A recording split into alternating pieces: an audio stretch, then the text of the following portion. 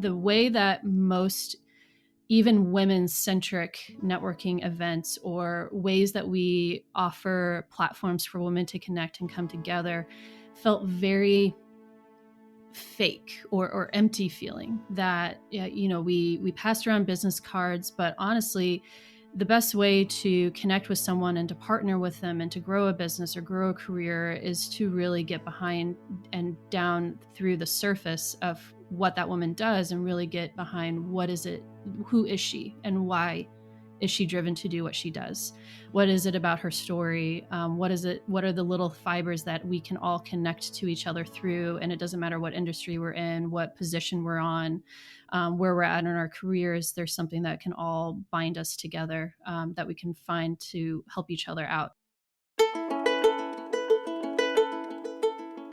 Hello, and welcome to Grief, Gratitude, and the Gray in Between podcast. This podcast is about exploring the grief that occurs at different times in our lives in which we have had major changes and transitions that literally shake us to the core and make us experience grief.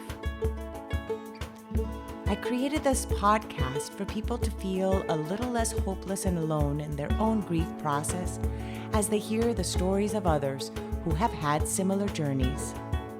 I'm Kendra Rinaldi, your host. Now, let's dive right into today's episode. Catherine Porth is joining us today in this conversation. She is the founder of Let Her Speak, which is an organization in which the sole purpose is to share the stories of women who often get overlooked and forgotten. Her mission is to bring more visibility and support to all women in business. And that is actually how we connected, was through one of my other guests, Meg Nochedo, author Meg Nochedo connected us and said, you guys have to meet. So we've already chatted once before, and I am so excited for you all to get to meet her and get to know what it is she does. And I'm also excited to learn more of how it is she ended up doing what she does. So welcome, Catherine. Thank you so much, Kendra. I'm happy to have you here. I'm happy to be here. So let's chat a little bit about you. Where are you located? Let's let the speakers get to know you. So where are you located? So I am in Knoxville, Tennessee. And then that's where your headquarters of your company are? Yes. Yep. We are headquartered downtown, with our fiscal sponsor, who's the Knoxville Entrepreneurial Center. Okay, so we'll dive into more into what all this is and all the different services your organization offers. But still gonna dig in more about you. So, where were you raised? Where were you born and raised? I am originally from Iowa. I grew up in Southeast Iowa on the Mississippi River. So my entire family is a Midwest family, hence the accent.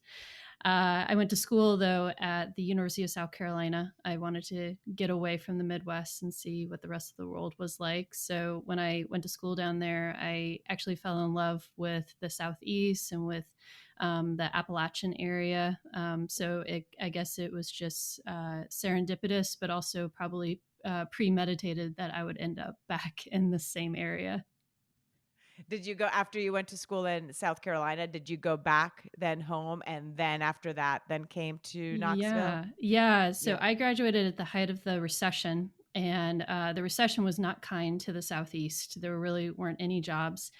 Maybe Charlotte and Atlanta. That was about it. So I went back home to Iowa, bought a house, and set up there for about 7 years. And 7 years was enough to be back home. And I really wanted to get back out to, areas that I really loved. And it so happened that I met someone who was living in Knoxville. And I told him, I am more than happy to move down to you rather than you moving up to me. So about 4.5, almost 5 years ago, I moved to Knoxville. That's wonderful. And then you've been together then since?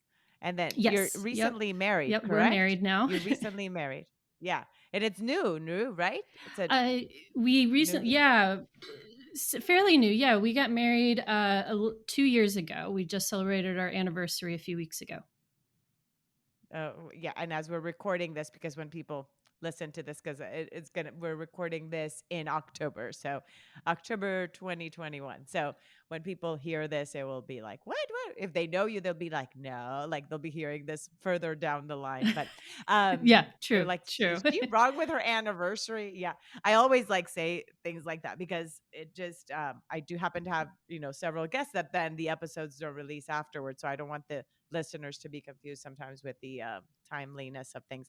So, how then do you get? Well, first of all, what did you study, and then what did you work in to then end up doing what you do right now? I am one of those very rare people that pretty much knew for the most part, I knew what I wanted to do by the time I was probably about 14.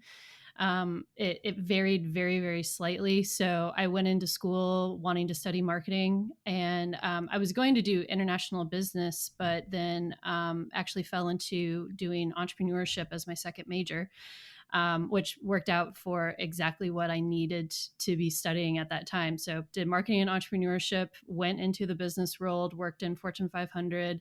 I did sales, service, sales training, business development strategy, basically things that I was trained to do in college. My internships were all related to sales and marketing and things. And then when I was looking at moving to Knoxville, the company I was working for, which was a major furniture manufacturer, they had a opportunity for me to go into one of their dealers. So commercial furniture operates just like the way cars operate, where it's not usually sold directly to the public. It's sold through a dealer channel. So I was working for one of those dealers down here in Knoxville. Was my first job out of corporate America, working for a small business.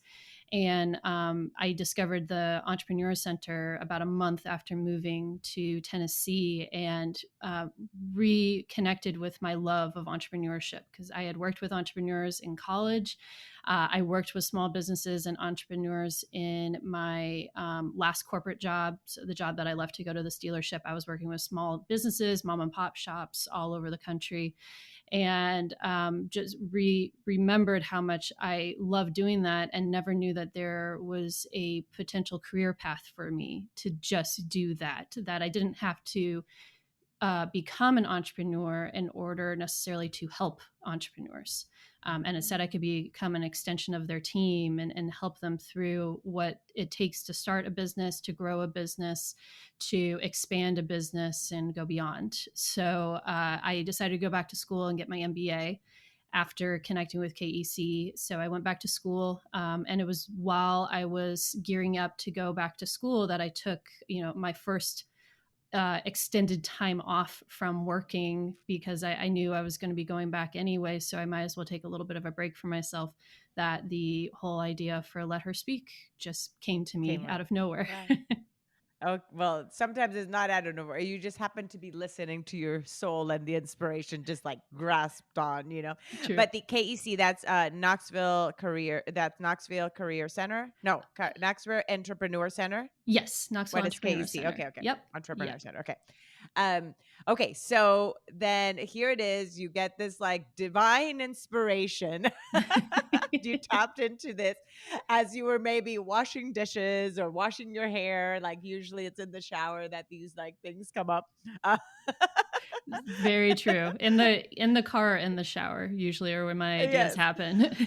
It's so, and it's usually when you can't write them, right? For me, sometimes it's in the sink, like the water running, I'm washing the dishes, or yeah, in the shower, or like you're driving and then you're like, how do I write this down that just came down? And then sometimes you come out, it's kind of like in the dream world, right? You get out of bed and then you're like, what did I dream? Sometimes I come out of the shower like I know exactly what I'm gonna do. And then it's like, do I remember the moment I stepped out of the shower or not? So I'm so glad you remembered when you when you had your inspiration.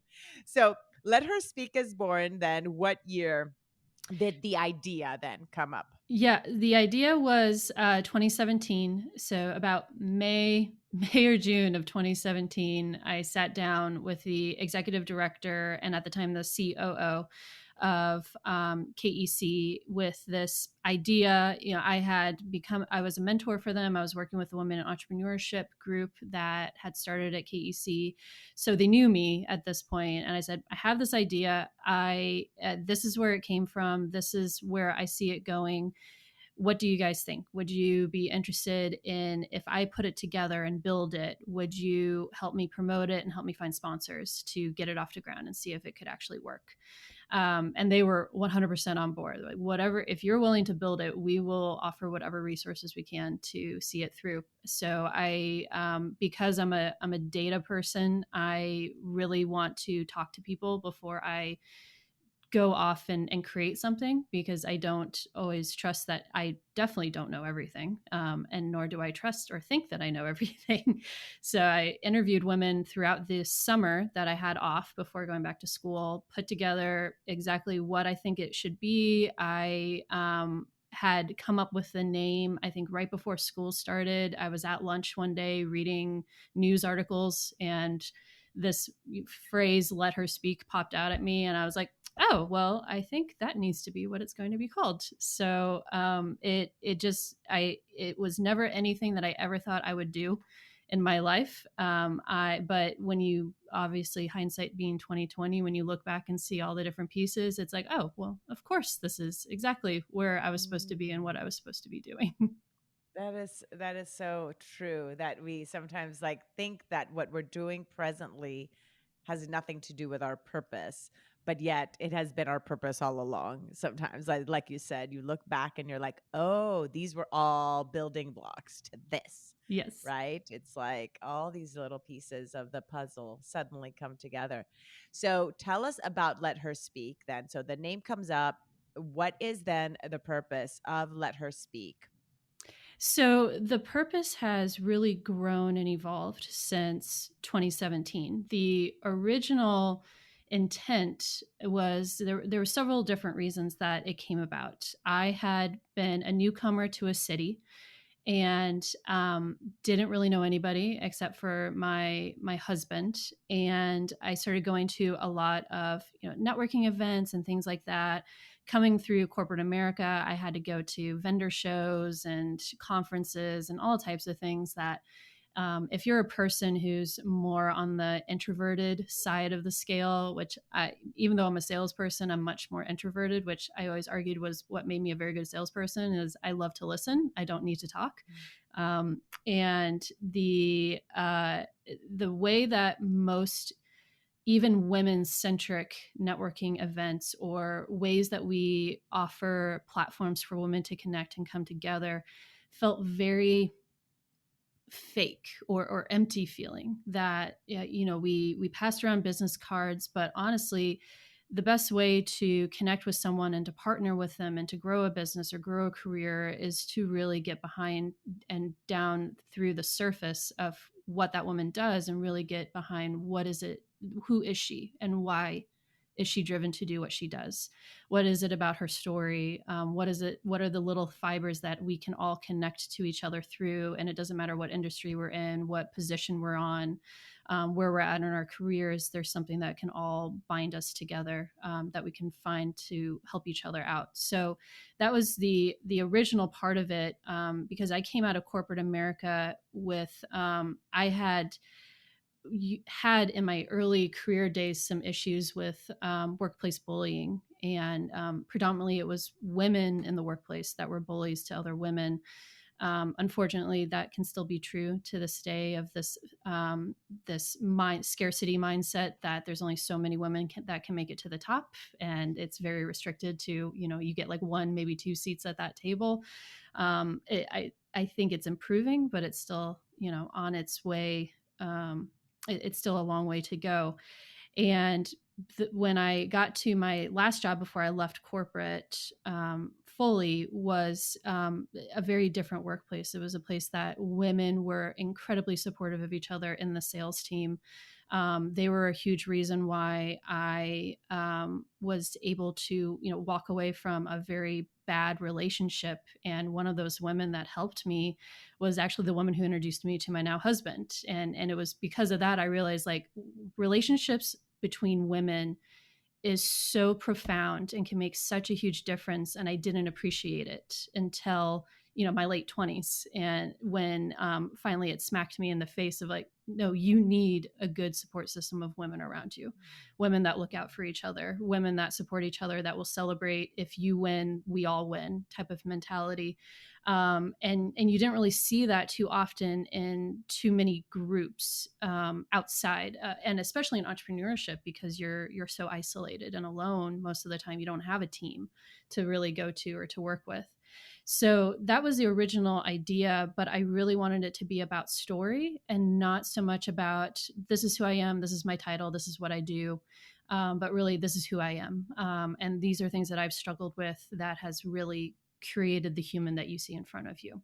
And the other frustration was when I went to large women centric conferences, but this is true of pretty much any conference you go to, that there was this division and looking up at this pedestal mentality that the women on stage were above the women in the audience, to even though maybe not, the women on stage might not necessarily think that, but the visual of feeling like they're up there and I'm down here in the dark. And when really you look to the left and right of you, and every woman that's surrounding you has a profound story to share. Every woman has something to offer to that conversation. And a lot of us, when you go to big conferences like that, never get an opportunity to speak or to say anything or to impart our own wisdom to each other. It's sit and listen to these women on the stage. And I did not want that I wanted to stop from that happening. So the event was intentionally curated that every woman had an opportunity to speak. We had one woman who was a storyteller, but her story was really meant just to lead to more conversations for the other women. There are no microphones, there is no stage. Every woman is on equal footing, equal platform. And we really take the time for, after every woman's story, for us each to dive in deeper to the topic that she brings up, whether it's mental health and wellness, or the cross generational gap, or mining that gap of, and now I'm older and I'm in my later stage of my career. What does that mean for a woman because society doesn't value me anymore? Bullying or imposter syndrome, whatever that is, we sit with that topic and we discuss with each other, and we connect to the fibers that we can connect with and learn from the others that have had different experiences than we could ever possibly have because of our social status or the color of our skin or where we grew up. And so we pay tribute to that woman's story by being able to connect it to our own stories. And every woman has an opportunity, if she wants to share with the group, to do that. We keep it small intentionally because you get above, studies usually show around 50 or more people in a room. It's much more difficult for people who are more introverted to feel comfortable standing up and speaking. So we always keep it to, it's never going to be 1,000-person event. It's always going to be a small curated event that every woman can have an opportunity to say something. That is just so amazing. Everything you're saying is just so incredible because it is the whole purpose I have the podcast, is because stories do matter, and stories also show relatability, right? You were talking about that part of seeing somebody on a podium and not even relating. Like, you just hear maybe what it is they've done, but you sometimes don't know the how it is they got there, or their struggles or things like that, that then you don't know how you can even relate, right? So by the story and the vulnerability too of everyone sharing is that you connect. And though your paths may be different, you know that in those struggles is that you have come to grow as to who it is that you are, right? And in those struggles and obstacles that have come the way, in their way to become these entrepreneurs, somebody that's starting out can be like, oh, okay, so what I'm experiencing right now as an entrepreneur is normal. Like, these are normal hurdles.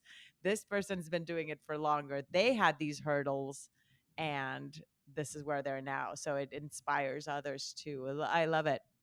Now, what are some of these stories that if you, I don't know if you're able to share some stories without, of course, revealing, the privacy of the people. Some of these stories that for you, when you've listened to them, have been like, oh my gosh, I am so grateful that I that I grabbed a piece of paper and launched, she speak, let her speak when it came, to me. What are some of those stories that for you have been, heartwarming? There's been a Eh, lot because we Okay, every what's one? event. I know it's hard. Yeah, so the Or one that you can relate to, or one that you can relate to, or that tugs at your strings. I think some of the most profound ones have been, one of the things that I always push for Let Her Speak is that we are a platform that it doesn't matter if you've never done public speaking in your life. This is a place that you can come and feel safe, and you don't have to be polished. You just need to be you. And it's an opportunity for you to share a story that has been in your heart and on your mind for a very long time, but you've never been able to find a place to share it. Because that's another point of frustration sometimes with events is that you feel like, when you give a story that there has to be a moral or there has to be tactical advice attached to it, step-by-step instructions of things to do, when really the power of a story is the resonation that it has with another person and what each individual can take from that. So there's been quite a few times where, the Let Her Speak event, or whether it's virtual or in person, was the very first time a woman has shared her particular story. One woman that's a very good friend of mine now, who had battled mental health, thoughts of suicide. She came very, very close to ending her own life, a number of years ago. She had never told that story to anybody. And then, I opened up Let Her Speak and asked for speakers. And, she had been a woman that was instrumental in helping me put together the idea for it. So I was like, absolutely, you can be one of the speakers. And it was the first time she had ever told that story. And everybody in that room was crying. Whether we had personally had those feelings or not, we understood exactly how she was feeling, and we got it. I had a woman who spoke, who's another friend that, last year, that is originally from Venezuela and had never spoken publicly in an all English talk. And it was the very first time she had ever spoken all in English. And it was just so amazing, these ideas that she brought together of her own story, and to, bring it together in a language that was not her first language. And so those are two. There's a ton of favorites, but those are two that stick out to me. That's it. Now, what I'm listening here, what I'm hearing is that this is not only a platform to connect women with other women and entrepreneurs, but also a platform of building capacities, like this capacity being able to speak in a space that is non-judgmental and so forth, right? So you're developing this capacity of even public speaking in these kind of environments too. Yeah, and that's something that I truly feel is a huge part of being a leader. No matter how you Mhm. define what a leader is, in your home, in your community, in your business, at your company, but the ability to communicate and to be vulnerable and be open and be authentic is a powerful thing to be able to wield as a leader. And so that's something that I didn't realize until I got a few years into Let Her Speak, that was actually a big power of the platform, is that a lot of these women, they maybe came not really knowing what to expect or not really knowing what they were going to be doing, in 6 months. And they came here and they realized the power of their own story and how that could play a role in, whatever leader position they took within themselves. They finally saw themselves as somebody who was worthy and willing, to be a leader. This is so valuable. Um, it just, yeah, because that skill of leadership, when, especially if you have a staff, if you're an entrepreneur and then you have a staff, maybe, then you need that leadership capacity to be able to lead others. And, but again, that relatability to within this environment of let her speak also then allows this entrepreneur to have that relatability with their own staff and so forth too, right? Like, again, like, and connecting at a deeper level with um their own, staff. So just, it's so many different levels, and I'm assuming it goes even deeper, then allows connectivity in the home, it allows connectivity, like, it's just amazing. It's like one thing leading to another and another, and you're kind of cracking open. It's like right, it's like a life coaching kind of event, like a personal growth and a development event, just to be able to share your story. Yeah, yeah. And one thing that I find that's been more validating that this model and this idea that I have actually has, because we're very data driven, even though it's very much a personal professional growth type of thing. There's a lot of data that I Yeah, use and I'm to drive about it to, yeah. all. Yeah, And I'm but about to ask you data in terms of even like things of how it's even improved their businesses and all that kind of stuff. But go ahead, dig, yeah, dig, dig. yeah, yeah. But Let's go. because of the pandemic, the need and the requirement for these softer skills of openness, vulnerability, empathy, connection, Mm, and collaboration, all of these soft skills that for years and years and years, for the most part, has not been validated or valued in a leader. Usually, they're called, feminine skills versus masculine, which we all have both. It's more of the mhm, spectrum of things, but that those more feminine leaning types of leadership skills have been instrumental in the whether a leader has been successful or not in navigating their business, their home, or their workplace through the pandemic.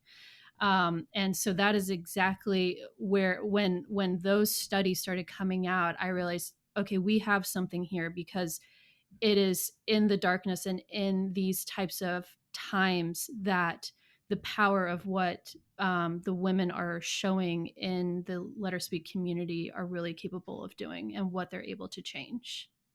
mm. So good. Now, within that, let's dive. Before we go into, I want to know some of the stories of the improvements or things that women have maybe shared of how this connection with others has improved their business. Since you talked about the pandemic, let's talk about how did you guys pivot during this time? Because I'm assuming when you started 2015, you would meet. Sorry, 17, you would meet in person. So now you shifted to then meeting online. And tell us about that shift and that pivot during this time. Yeah, yeah, everything had to be virtual. I really was so adamant, from 2017 until early 2020, that the connection from human to human happens face to face.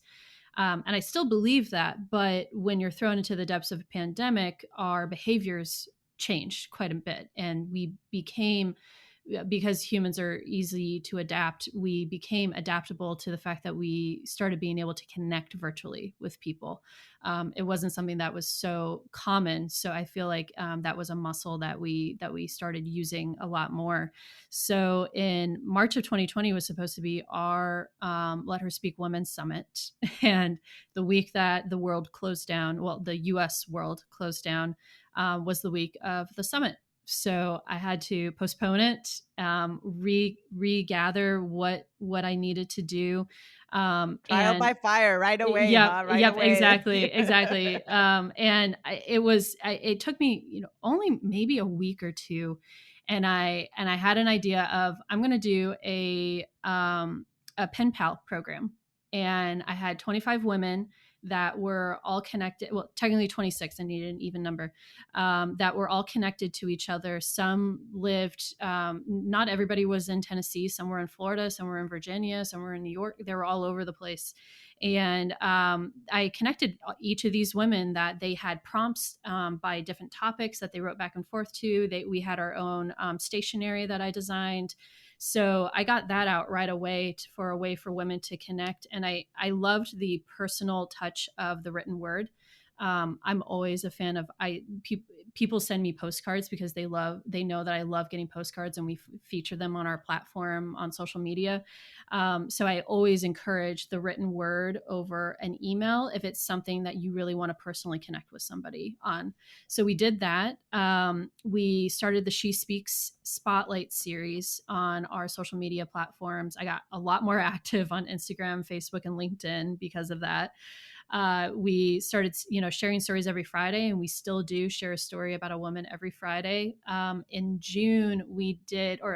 May of 2020, we did our very first virtual event.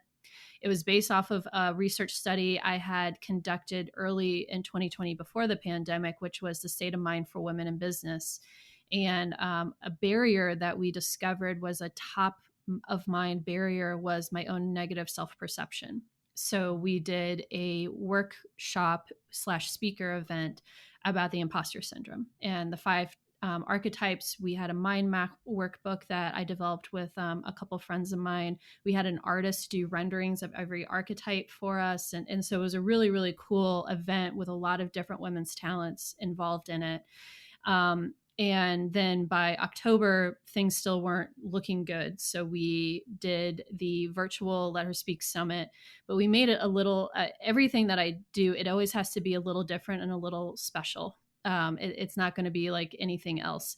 And we put together these boxes where every woman who shared a story at the summit contributed a gift. And we footed the bill for the gift, but she had to tell us what it was. And so we bought these gifts and packaged them into the box where you couldn't see what they were. And after every woman's story, all of us virtually, together opened up this gift, and she explained to us what this had to do with her story as a memento and a physical, tangible connection that every woman shared in that moment.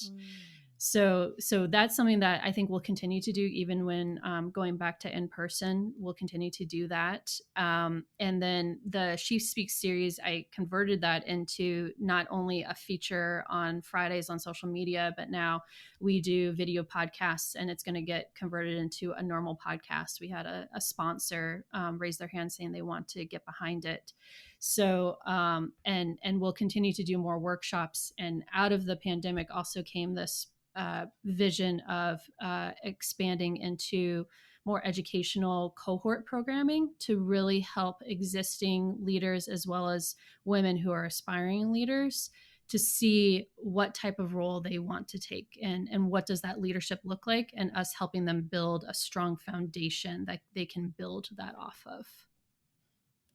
My goodness. Like talk about like completely like I talk about grief, gratitude, and the gray in between, right? It's like all these things of like the obstacles, and then something, you grow from it. And that's exactly what you did during this last, year and a half. It's like something happened, you had to shift your event, to make it something else, and you shifted. And so that creativity of all these different things would have not been born had it been that you were going to meet in person. You know what I mean? Like Mm-hmm. that part of the gift and that opening, you just, ran with it. You ran all these little detours just were ways of infusing more creativity, and this is beautiful. Everything that you did, the pen pal program, that's man, I want to start that. That's so cool. That is so cool. And you probably would have not done that had it not been because of the pandemic, at least maybe not at this time. So many beautiful things came from not being able to meet in person. All these different ideas. Do you still do these even though now you're meeting in person? Do you still have then the pen pal program or other things like that you still carried over? So the plan is, when we're working on our website right now, and once the website is established, more than likely we'll probably bring back the pen pal program and work with a women stationery maker to put. Fortunately, Knoxville is the maker city, so we have a lot of extremely That's talented wonderful. artists and makers in our community. So yeah, the plan is to work with them. We started doing a lot more projects too. So we have like the Words of Women project that is ongoing every Monday. We ask for women to write out a quote from a woman, a quote that they love, whether it's their mom, their aunt, or a famous historical figure. And during Women's History Month, because we couldn't do the Women's Summit like we normally would in March, we had a celebration of our history, our voices. And so I think we'll continue to do more things like that, that women across the country can still have this platform, still contribute their story, however they are able to express themselves, whether through written word, visual art, spoken word, song, whatever. And then we'll continue to do these other little things of ways for women to feel like they can tangibly touch. We still do postcards. So we had the June of this year event, which was virtual, was a workshop on seeing the superhero in you. And the group of women who attended that, we collectively created 8 women superheroes, this league that we're now working on doing the illustrations for, putting stories together. I know some women who are illustrators and some who are writers, and so we might expand that into something bigger. But all of them also got postcards to use. So I actively, like, I'm always giving people postcards or ways to write letters, whether they want to send them to us or send them to somebody else. That is always going to be a part of Let Her Speak, is writing down and sending a thought to somebody. That's so nice. I like that.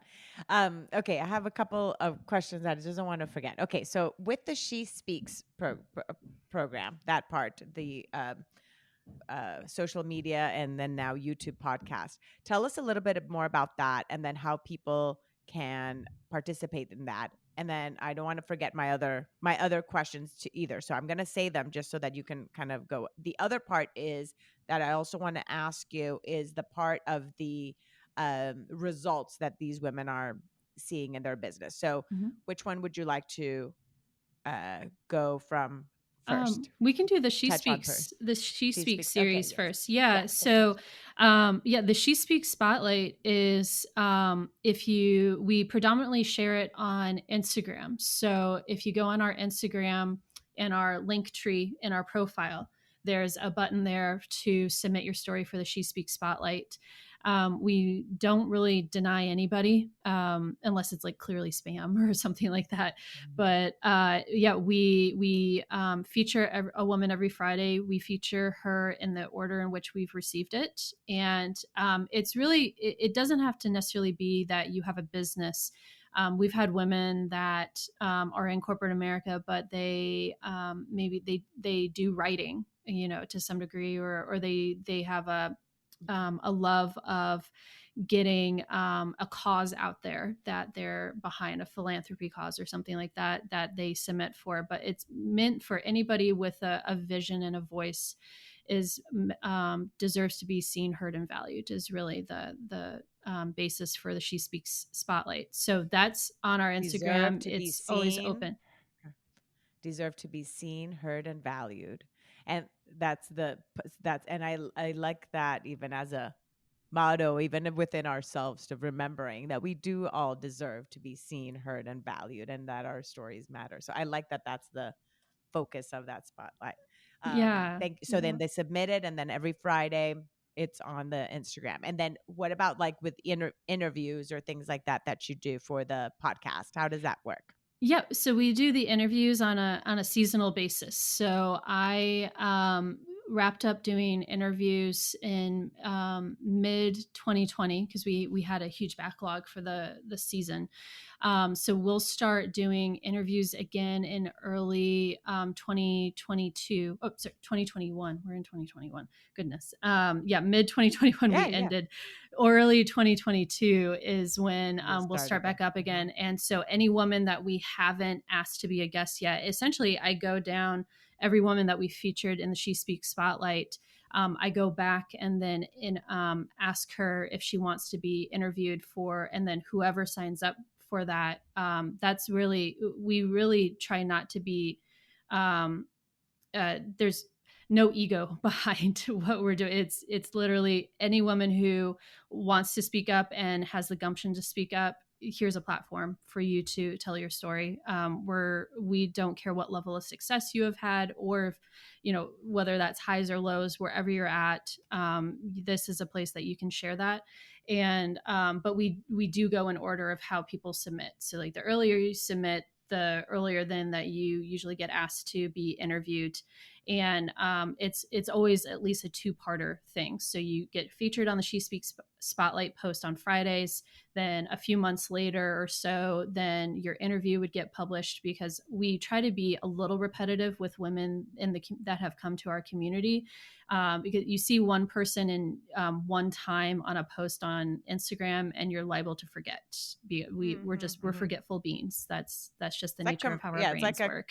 A commercials, right? Commercial, like you end up having to see something more than once to then be like, oh yes, I'm going to buy this brand of deodorant or whatever it is, because I just yeah. So we try to get women featured several times on our platform over the course of a period of time, just so that people maybe recognize her, and at that point then they're like, oh right, this person was really cool, I want to connect with her.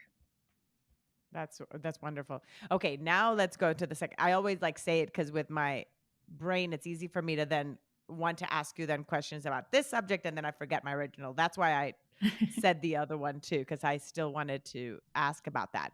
So since you're data driven in this process, what kind of data have you seen, or that the ladies have given you feedback on how their own businesses have shifted because of experiencing this connectivity with other women? How have their businesses been transformed? There's been some amazing transformations that I was not expecting to come out of this. So, going back to our very first event that we ever had in 2018, there was women that were there. One in particular that stands out. She didn't even know had decided to go until the day of, was when she decided that she was going to go to this event. She was working a 9 to 5, unhappy, had often thought about, maybe I do want to start my own thing, but I don't know what that looks like or what it should be. And after going to that event, it was after she left that space that she decided, I'm going to really go and do this, because there are women here that I know I can go to and they will support me in this. I have this system of support. So she left. She started a business that was focused on health and fitness and wellness. And she's changed and pivoted her business, and she's now has this actually incredibly successful virtual assistant business that really came out of the really blew up during the pandemic.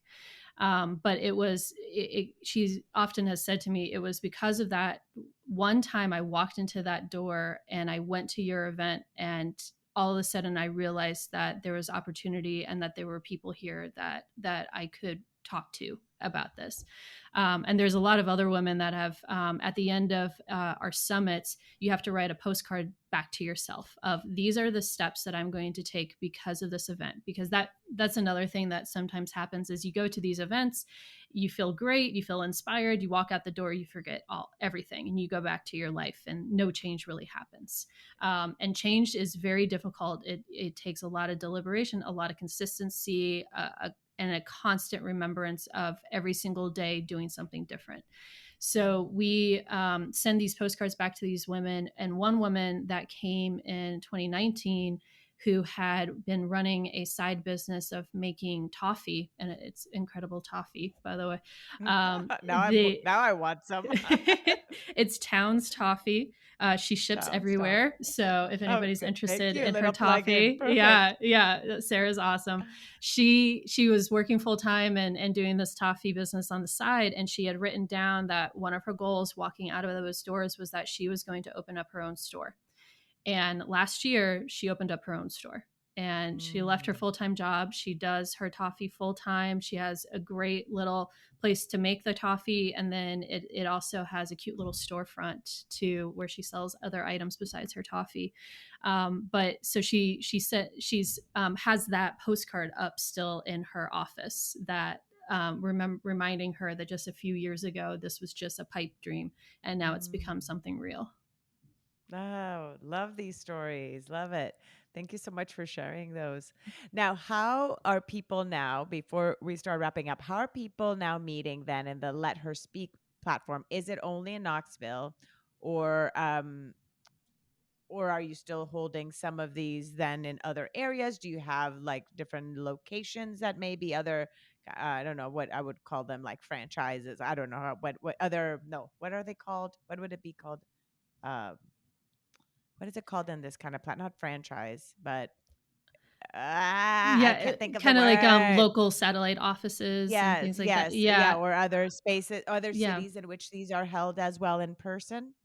Not in person, not right now. We don't have so we're, still a small nonprofit, so we don't have the funding yet to really be able to expand outside of Knoxville, for in person Yet, yet. yet, Yet, yet, yes, I have had quite a few people come to me wanting to do Let Her Speak in, or have said that there's a big opportunity in their cities, and I totally understand. I know that there's opportunity there.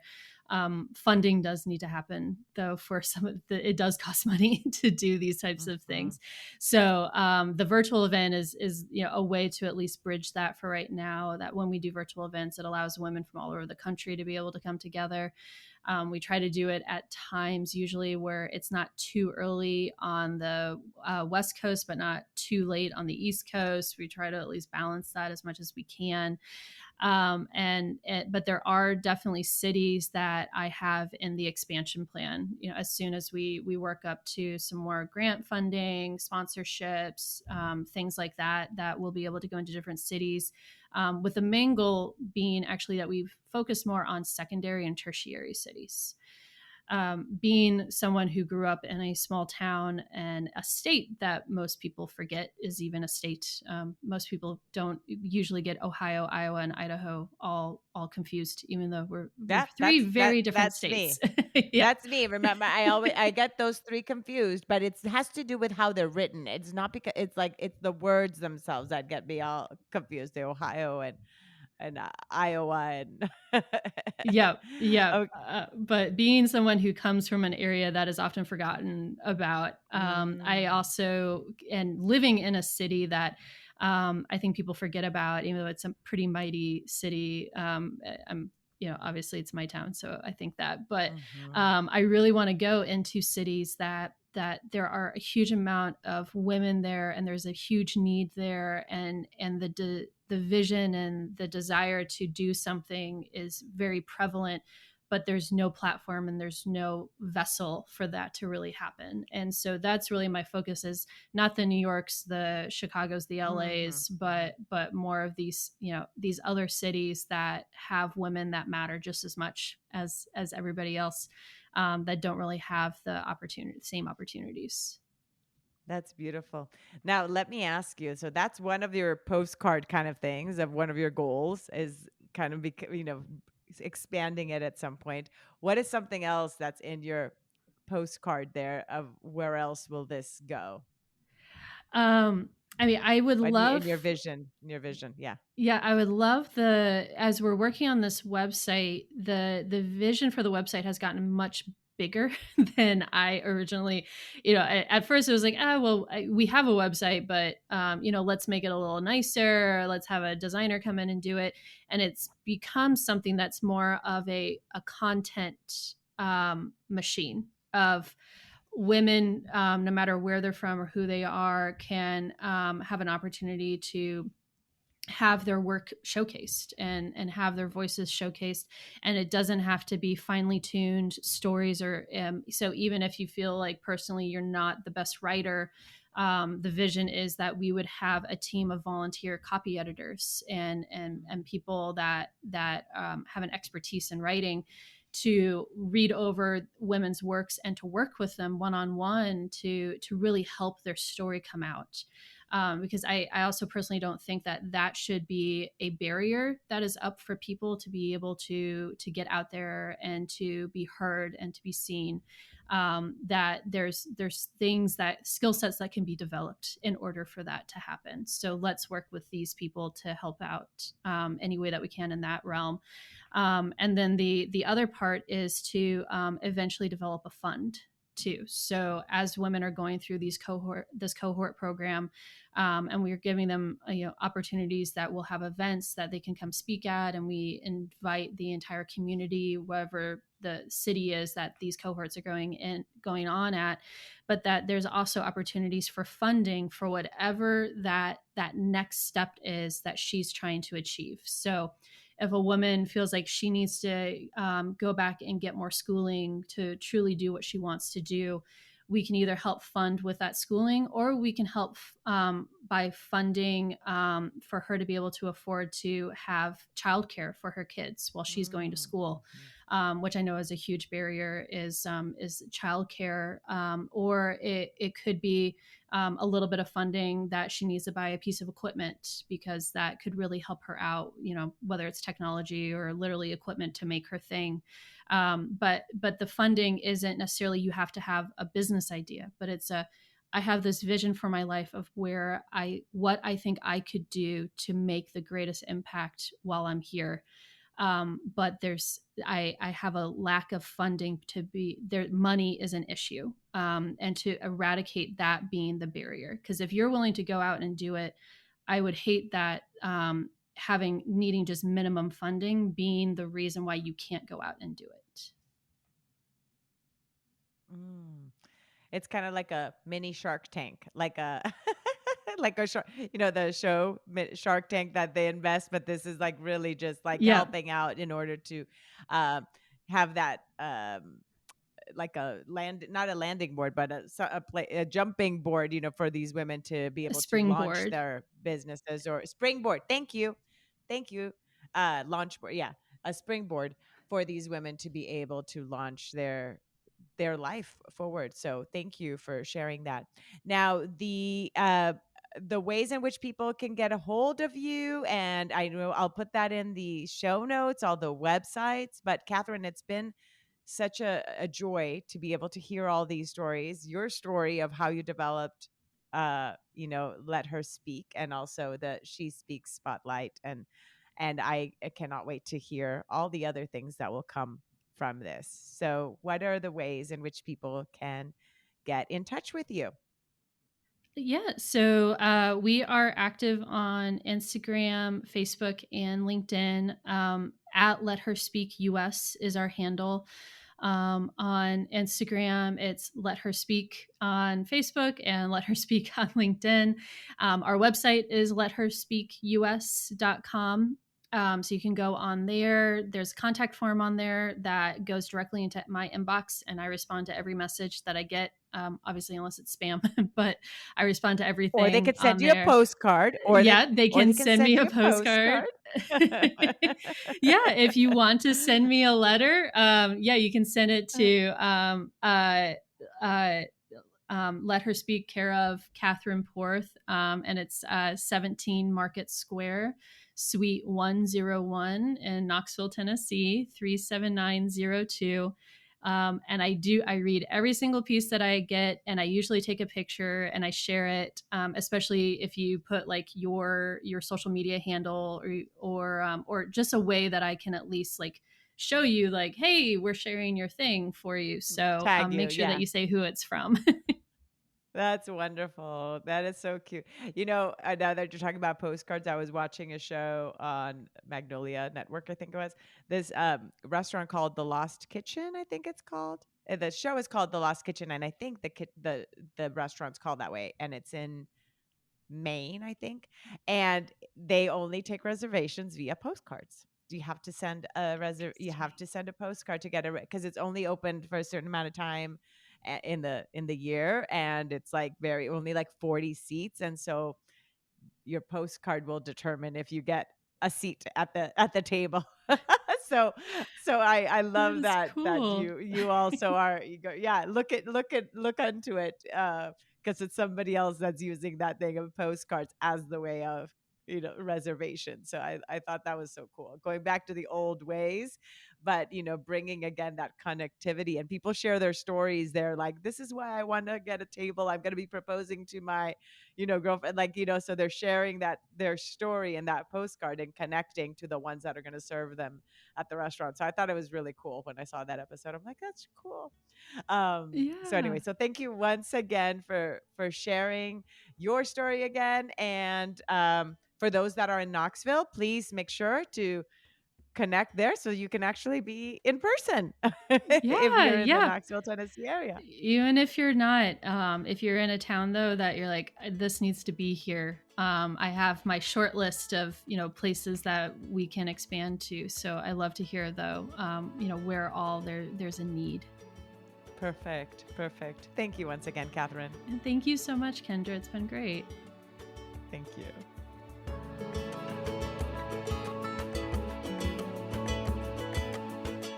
Thank you again so much for choosing to listen today. I hope that you can take away a few nuggets from today's episode that can bring you comfort in your times of grief. If so, it would mean so much to me if you would rate and comment on this episode. And if you feel inspired in some way to share it with someone who may need to hear this, please do so. Also, if you or someone you know has a story of grief and gratitude that should be shared so that others can be inspired as well, please reach out to me. And thanks once again for tuning in to Grief, Gratitude, and the Gray in Between podcast. Have a beautiful day.